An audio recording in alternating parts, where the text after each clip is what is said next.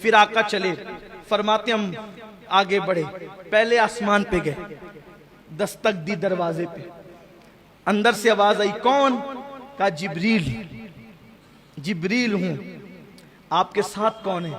कहा मोहम्मद अरबी सल्लल्लाहु अलैहि वसल्लम। आज उन्हें बुलाया गया है? हाँ। अरे पहले ही से तो चर्चे, पहले ही से तो चर्चे, फिर ये क्यों पूछा जा रहा है? इसलिए पूछा जा रहा है गोया आज जिब्रील महबूब के साथ आएंगे तो दरवाजे खुलेंगे। और फिर जिब्रील तो रोजाना आते जाते हैं ना, आज ये दस्तक क्यों? दस्तक क्यों? हमारे सूफिया ने लिखा है दस्तक इसलिए है कि जिन दरवाजों से फरिश्ते जाते थे वो दरवाजे और थे, और जो हुजूर के लिए बनाया गया था वो दरवाजा और था। यानी आसमान में कई दरवाजे हैं, लेकिन एक दरवाजा मखसूस मेरे नबी के लिए बना था कि जब मेराज पर हबीब को बुलाएंगे तो इसी दरवाजे से बुलाएंगे, और महबूब इसी तो ये महबूब के लिए मखसूस दरवाजा था, किसी और के लिए खुलना नहीं था। दरवाजा खुला, हुजूर कहते हैं हम अंदर गए, अब जल्दी जल्दी चलते हैं, 10 बजे का टाइम था, 10:15 होता, जल्दी जल्दी चलते हैं। कल भी, लेकिन कल हमने रखा था मेराज के बाद क्या हुआ ये बयान ही नहीं होता, तो कल के लिए हमने रखा था। कल भी इंशाल्लाह, चूंकि हालात थोड़े नाजुक है, तो कल भी हम यही करेंगे कि इशा की जैसे ही नमाज हो जाएगी एक नाज शरीफ के बाद बयान शुरू कर देंगे। तो अगर आप सोचेंगे कि 10 बजे बयान शुरू होगा तो ऐसा नहीं होगा, एक नाज शरीफ होगी फौरन बयान शुरू हो जाएगा कल भी। तो मैं बात अब समेटने लगा हूं, जल्दी जल्दी से हम चलते हैं। फरमाते हम पहले आसमान पे गए तो वहां फरिश्ते थे और एक बुजुर्ग बैठे हुए थे, तो मुझे जिब्रील ने कहा हुजूर इनको सलाम करें, ये आदम अलैहिस्सलाम है। तो मैंने सलाम किया, तो मैंने जब सलाम किया अस्सलाम अलैका, तो उन्होंने जवाब दिया वालैकुस्सलाम या इब्न सालेह, ऐ मेरे साले बेटे, व नबी सालेह, या इब्न सालेह व नबी सालेह, ऐ सालेह बेटे और साले नबी आप पर भी सलाम। जवाब दिया। फिर वहां पर फरमाया आपने दाईं तरफ नूरानी रूहें थी और बाईं तरफ मैली मैली रूहें थी, इधर देखते तो खुश होते थे, इधर देखते तो गमगीन होते थे। मैंने पूछा ये क्या है? अब हुजूर ये क्यों पूछते हैं? अब यहां भी कुछ लोग कहते हैं देखो नहीं मालूम था तो पूछा जिब्रील से, अब आप ही को सब मालूम है कि हुजूर को क्या मालूम है क्या नहीं मालूम है, तो अब आप बातें करते ही रहे। फिर अल्लाह ताला क़यामत के दिन फिर आपको खड़ा करेगा अपनी अदालत में, तो फिर मैं कोई जिक्र उनका नहीं करता, लेकिन ये जरूर कहता हूं क्यों ये ऐसी बात करते हैं हुजूर को।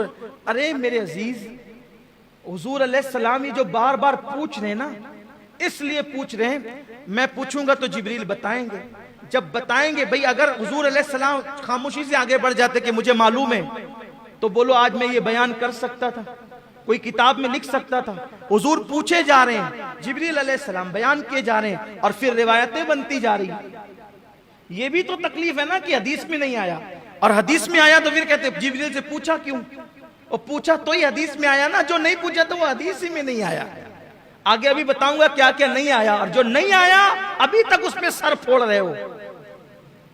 सभी सर फोड़ रहे हैं, कोई कुछ नहीं बता पा रहा है। जो नहीं आया हदीस में नहीं बता पा रहे हैं, इतना अल्लाह ने भी फरमा दिया, नहीं बयान किया ना। फ़अौहा इला अब्दिही मा औहा, हमने जो बातें करनी थी अपने महबूब से कर ली, नहीं बयान किया, नहीं बयान किया, नहीं बताया। फिर तो इसलिए हुजूर ने जो पूछ लिया उनका एहसान है कि अगर न पूछते तो हम किस तरह बयान करते।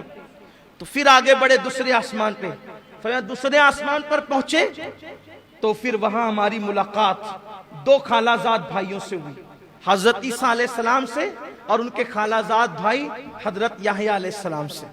फरमाया दोनों जवान हैं और ऐसा लगता है जैसे अभी नहा के निकले हैं। हुजूर ने पूरा होलिया बयान किया, अभी नहा के निकले, उनकी जुल्फों से पानी के कतरे ऐसे टपक रहे थे, वो चांदी के मोतियों की तरह, खड़ा खड़ा नक्शा फरमाया। और दोनों थे वहां पर, बड़े पाकीज़ा सुथरे जवान थे। फिर उनको हमने सलाम किया, उन्होंने भी हमारा इस्तकबाल किया। फिर तीसरे आसमान पर पहुंचे, वहां हमने बहुत खूबसूरत नबी को देखा, वो हजरत यूसुफ अलैहिस्सलाम थे। यूसुफ अलैहिस्सलाम की जियारत वहां पर की। फिर उसके बाद फरमाया हम चौथे आसमान पर पहुंचे। चौथे आसमान पर पहुंचे तो वहां हमने हजरत हारून अलैहिस्सलाम को देखा, उनको सलाम किया। फिर उसके बाद कहा हम पांचवें आसमान पर पहुंचे तो हम माफ कीजिएगा, हम चौथे आसमान पर पहुंचे तो हजरत इदरीस अलैहिस्सलाम की जियारत की, उन्हें सलाम किया। फिर पांचवें पर पहुंचे तो हजरत हारून अलैहिस्सलाम की जियारत की, उन्हें सलाम किया। छठे आसमान पर पहुंचे, हजरत मूसा अलैहिस्सलाम मिले, उनको सलाम किया तो वो रोने लगे, देख कर रोने लगे, कहने लगे ये जवान मेरे बाद आया, क्या मर्तबे पाया, ये जवान मेरे बाद आया, क्या मर्तबे पाया कि इसकी उम्मत सबसे ज्यादा जन्नत में जाएगी, इसके पैरोकार सबसे ज्यादा होंगे। अल्लाह ने इसको क्या शान अता की। ये रोना हसद की वजह से न था, इस वजह से था कि बड़ी मेहनत की हज़रत मूसा अलैहिस्सलाम, बहुत मेहनत की, लेकिन आपकी कौम बड़ी निकम्मी, बड़ी नालायक कौम, ऐसे ऐसे ताने दिए, नबी को बहुत सताया। लेकिन ये मेरे आका अलैहिस्सलाम, देखो दोनों में फर्क बताऊं, दोनों की कौम में फर्क। मूसा अलैहिस्सलाम चले अपनी उम्मत को लेके, का लड़ना है, लड़ना है, कौम से लड़ना है, दुश्मनों से। कौम ने क्या जवाब दिया बताए, आप लड़ो और आपका रब लड़े, हम तो यहां बैठ के तमाशा देखेंगे। ये कौम मूसा है और मेरे नबी के सहाबा। हजरत मूसा अलैहिस्सलाम रो रहे थे। बहरहाल हुजूर अलैहिस्सलाम वहां से निकले, सातवें आसमान पे इब्राहीम अलैहिस्सलाम, वो बैतुल मामूर को टेक लगाए बैठे थे। ये बैतुल मामूर क्या है, काबे के ऐन ऊपर सातवें आसमान पे, फरिश्तों का किबला है, उसको कहते हैं बैतुल मामूर। उसको क्या कहते हैं, बैतुल मामूर उसको कहते हैं। हाँ, सातवें आसमान पर। अब तेजी से चलना था तो तेजी से चलते हैं। जैसे माह मुहर्रम में कम से कम 5 दिन हम लोग महफिल करते हैं ना, ऐसे मेराज के लिए भी कम से कम 5 दिन महफिल, कम से कम 5 दिन होनी चाहिए। तो एक एक बात हो, पहले आसमान पे क्या हुआ, बड़े मजे हैं, बड़े मनाजिर हैं। दूसरे पे क्या हुआ थे, एक एक बात के लिए तक वक्त चाहिए, लेकिन टाइम भी कम है, हुसूल बरकत के लिए आगे बढ़ रहे हैं। बैतुल मामूर से टेक लगा के बैठे, फरिश्ते आते हैं, जो एक बार जिंदगी में आता है, कयामत तक फिर उसको मौका नहीं मिलेगा। इब्राहीम अलैहिस्सलाम बहुत खूबसूरत है, आका ने उनका हुस्न बताया, बहुत खूबसूरत है। खास बात फरमाया कि अब्दुल मुत्तलिब का चेहरा उनके चेहरे के मुशाबे है, यानी हुजूर के दादा हज़रत अब्दुल मुत्तलिब इब्राहीम खलीलुल्लाह अलैहिस्सलाम के मुशाबे। तो सलाम किया, सलाम करने के बाद इब्राहीम अलैहिस्सलाम ने कहा कि आपको मुबारक हो, आप बड़े अजीम शान वाले हैं, मैं चाहता हूं आपकी उम्मत को कुछ तोहफे दूं, मैं चाहता हूं आपकी उम्मत को कुछ तोहफे। अगर वो मौत के वक्त की सख्ती से बचना चाहते हैं, अब इब्राहीम अलैहिस्सलाम तोहफा दे रहे उम्मत के लिए, अगर मौत की सख्ती से बचना चाहते हैं उनसे कहना वो कसरत से अल्लाह का जिक्र करें। अगर वो रंज गम और टेंशन से बचना चाहते हैं, ये टेंशन में अपनी जुबान में कह रहा हूं समझाने के लिए, रंज गम और टेंशन से, ज़हनी दबाव से, डिप्रेशन से बचना चाहते हैं, वो ला हौला वला कुव्वता इल्ला बिल्लाहिल अलील अज़ीम की कसरत करें। ये हज़रत इब्राहीम अलैहिस्सलाम की तरफ से तोहफा है। लाहौल शरीफ को अगर आप लाजिम पकड़ लें, ये लाहौल शरीफ इतना मुबारक अमल है, जो इसको लाजिम पकड़ ले वो कभी गमगीन होगा ही नहीं, टेंशन उस पर जल्दी आएगा ही नहीं, बलाओं से हमेशा महफूज रहेगा। हमेशा 100 बार आदत बनाएं लाहौल शरीफ पढ़ने की। फिर हुजूर अलैहिस्सलाम फरमाते हम आगे बढ़े तो हम सिदरा पे पहुंचे, सिदरतुल मुंतहा पर पहुंचे। वहां पहुंचे तो हुजूर फरमाते हैं, सिदरा पर मैं पहुंचा तो देखा कि 2 कुर्सियां हैं, सिदरा पर 2 कुर्सियां हैं। मैंने पूछा जिब्रील यहां कौन रहता है? और हुजूर यहां मैं रहता हूं। और जिब्रील तुम्हारे सिवा भी कोई रहता है? नहीं या रसूलल्लाह मैं ही रहता हूं और कोई नहीं रहता। कहा ये 2 कुर्सियां क्यों है? कहा या रसूलल्लाह जब से मैं पैदा हुआ हूं 2 ही देखता हूं, जब से पैदा हुआ 2 ही देखता हूं। मैंने मेरे अल्लाह से पूछा था अल्लाह रहता मैं अकेला हूं, ये 2 कुर्सियां क्यों हैं? तो मेरे अल्लाह ने मुझसे फरमाया जिब्रील मेराज पे महबूब को बुलाएंगे, मेराज पे महबूब को बुलाएंगे तो तेरे घर यानी सिदरा भी लाएंगे और फिर मेरे महबूब को यहाँ बिठाएंगे। गोया के हबीब तेरे भी मेहमान होंगे यार, रसूल कुर्सी आपके लिए।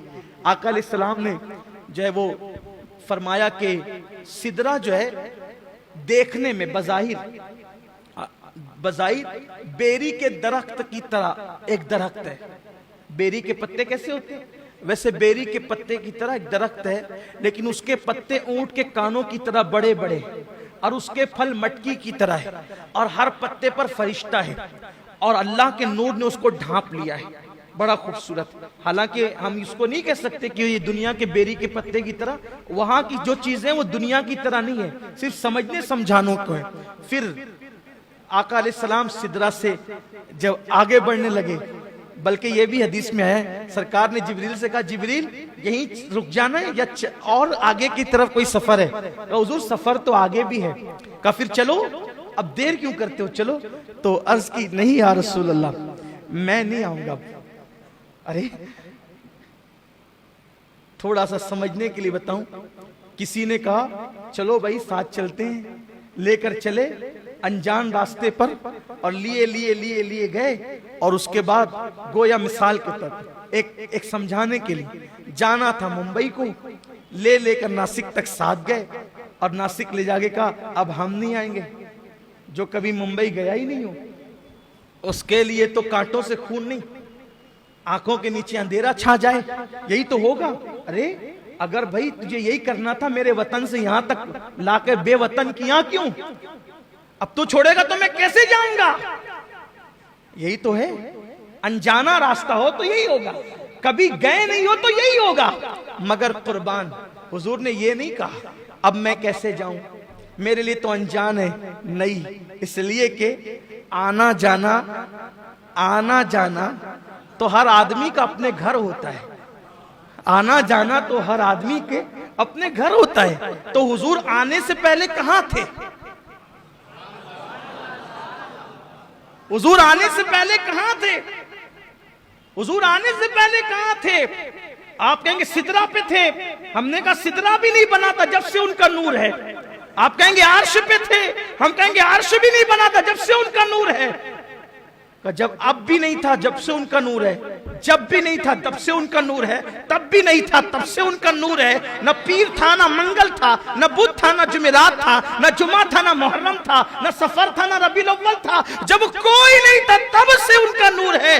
अव्वलो मा खलक़ल्लाहु नूरी, अल्लाह ने सबसे पहले मेरे नूर को पैदा किया, कुछ नहीं था, नूर मोहम्मदी था।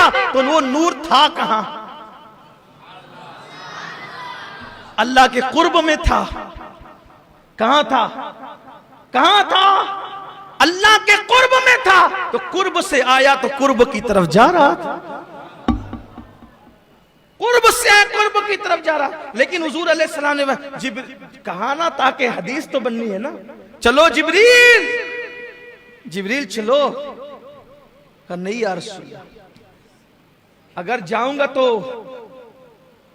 बारी ताला की गैरत से, उसके अनवार, उसकी तजल्लियात से मेरे पर जलेंगे, मैं नहीं आता, आप जाएं। हुजूर फरमाते हैं जब मैं सिदरा के आगे बढ़ा तो मैं झिझक रहा था, अल्लाह की हैबत से कांप रहा था, अदब से रुक रहा था कि फिर मुझे हुक्म होता है उद्न मिन्नी और फिर मैं आगे बढ़ा, लाखों पर्दे पार किए, फिर एक आवाज आई, क़िफ़ या मोहम्मद, रुक जाए मोहम्मद, रुको, अब रुको, दनल जब्बार रब्बुल इज़्ज़ा, रुको, अब आपका अल्लाह आपके करीब आता है। आप रुको, आपका अल्लाह आपके करीब आता है। आप रुको, आपका अल्लाह आपके करीब आता है। इन्ना रब्बका युसल्ली, और दुरूदों के गजरे लेकर के आता है, आप पे रहमतें निछावर करते आता है। वो अल्लाह जो आने जाने से पाक है, वो अल्लाह जो उतरने चढ़ने से पाक है, उसकी शान है। हदीस पे ईमान है, हदीस पर अकीदा है। लेकिन अल्लाह ने क़िफ़ या मोहम्मद दनल जब्बार रब्बुल इज़्ज़ा, आपका रब आपके करीब आता है। निशानी। मुझसे एक साहब ने कहने लगे, अल्लाह तो आने जाने से पाक है ना सही है साहब, अभी वो कैसे करीब आता है? मैंने कहा कि आप ही लोग भी तो बोलते हो ना कि रात के आखिरी हिस्से में अल्लाह